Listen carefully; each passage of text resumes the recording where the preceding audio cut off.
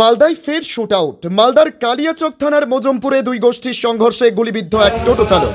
গুলিবিদ্ধ ওই টোটো চালকের নাম আমির শেখ, তার বাড়ি কালিয়াচক থানা এলাকার গোলাপগঞ্জ গ্রাম পঞ্চায়েতের পীরপাড়ায়।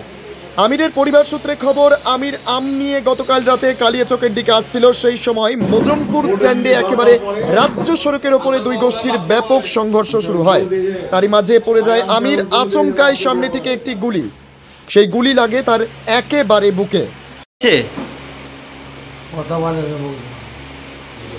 কথা বলতে পারছেন না? কি হয়েছে, কেন কথা বলতে পারছেন না?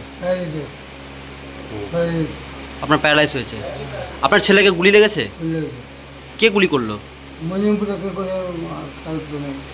মজমপুরে করেছে। কটা গুলি লেগেছে আপনার ছেলেকে? একটা। কোথায় লেগেছে গুলিটা? অভিযোগ করছেন থানায়? কাদের নামে করছেন? কজনের নামে কেস করবেন? এখন কি চাইছেন আপনারা? চাইছেন। আপনার নাম কি? নুরুল শেখ। কোথায় গিয়েছিল আপনার ছেলে?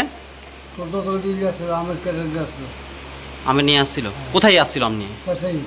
ও কখন ঘটনাটা ঘটেছে? 7টার দিকে।